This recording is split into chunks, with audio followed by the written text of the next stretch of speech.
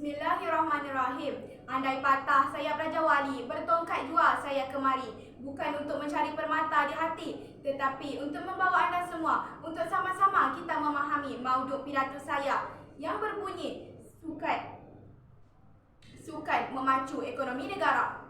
Sekalung apresiasi saya ucapkan kepada saudara pengerusi majlis, kombinasi intelektual kehakiman bervisi, seterusnya hadirin dan hadirat pencetus revolusi minda yang saya muliakan. Jauh di mata tetapi dekat di hati.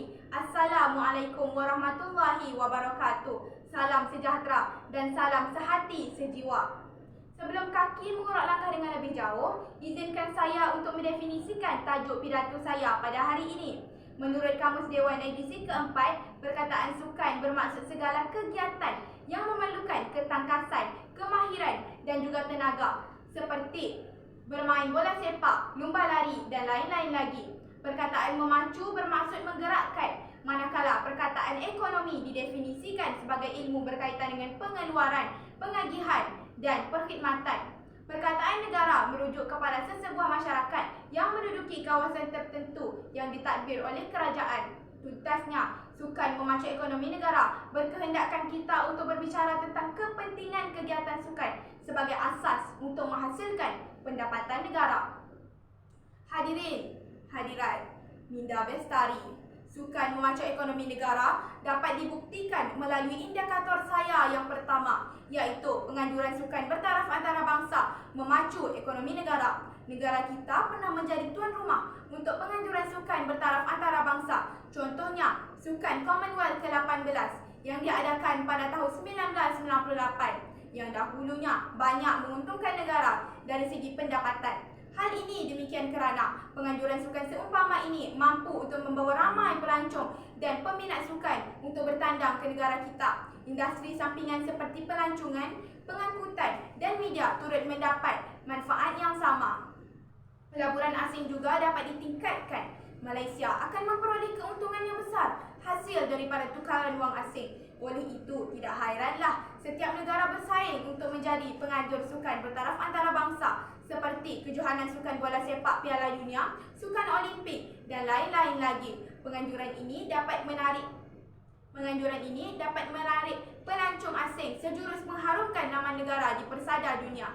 Ekonomi negara juga akan dapat ditingkatkan kerana hasil dapatan yang diperoleh adalah lebih lumayan. Perkara ini dapat dibuktikan apabila penganjuran sukan bertaraf global telah berjaya menjadi sumber ekonomi kepada sesebuah negara. Namun, tidak ramai dalam kalangan rakyat Malaysia yang sedar dan sedia maklum bahawa industri sukan merupakan industri yang besar nilai dan impaknya. Natijahnya, penganjuran sukan bertaraf antarabangsa mampu untuk memacu ekonomi negara. Hadirin kelas intelektual, indikator saya yang kedua ialah sukan memacu ekonomi negara juga dapat dijustifikasikan melalui penyiaran kejohanan sukan, khususnya menerusi iklan yang disiarkan.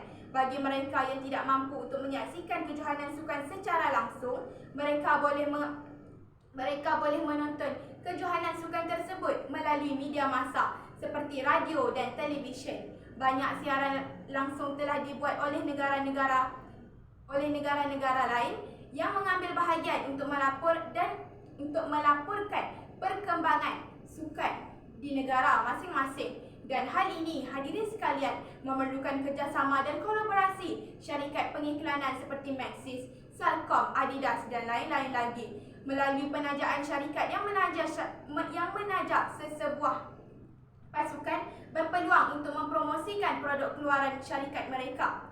Hasil dapatan yang diperoleh mampu untuk meningkatkan ekonomi negara daripada sektor sukan. Dalam hal ini, hak penyiaran kejohanan sukan perlu disediakan kerana dapat menjana pendapatan negara dari segi jumlah tontonan. Namun, persoalannya, bagaimanakah penyiaran kejohanan sukan mampu untuk memacu ekonomi negara? Baiklah, kita ambil contoh di negara kita sendiri. Piala Dunia. Siapa yang tidak mengenali Piala Dunia yang wajib diketahui oleh semua kaum lelaki? Mereka pasti ingin menonton siaran tersebut secara langsung dan melihat pasukan kegemaran mereka untuk beraksi, maka hal ini dapat membawa keuntungan yang besar kepada syarikat yang menyiarkan perlawanan tersebut secara langsung. Kerana itulah syarikat-syarikat penyiaran berlumba-lumba untuk membuat liputan acara sukan secara langsung. Natijahnya, jelaslah bahawa penyiaran kejohanan sukan mampu untuk memacu ekonomi negara. Sidang hadirin yang berbisi. Indikator saya yang ketiga ialah penubuhan kemudahan sukan memacu ekonomi negara. Prasarana sukan misalnya seperti kolam renang, padang golf dan gelanggang badminton dapat memacu ekonomi negara. Lantaran menyedari hakikat ini, pelbagai usaha telah direncana oleh pihak kerajaan bagi memastikan rakyat Malaysia sentiasa mengunjungi pusat sukan di negara kita. Pihak kerajaan telah menetapkan harga sewaan yang murah dan berpatutan untuk menarik minat rakyat untuk mengunjungi kemudahan sukan di negara kita. Tujuannya untuk memperoleh pulangan dan dapatan hasil daripada penggunaan prasarana sukan tersebut. Namun, dengan adanya pulangan daripada penggunaan kemudahan sukan tersebut, kita dapat menampung kos tersebut. Tuntasnya, jelaslah bahawa penubuhan kemudahan sukan dapat memacu ekonomi negara. Konklusinya, industri sukan berfungsi untuk merangsang serta menyumbang kepada pertumbuhan ekonomi negara kita. Kita hidup dalam masyarakat pelbagai kebudayaan. Yang berat sama dipikul, yang ringan sama dijinjing. Hati gajah sama dilapah, hati kuman sama dicecah. Ke gunung kita mendaki, ke lurah kita dituruni. Akhir kata, majulah sukan untuk negara kerana sukan memacu ekonomi negara. Sekian, wabillahi taufiq wal hidayah. Wassalamualaikum warahmatullahi wabarakatuh.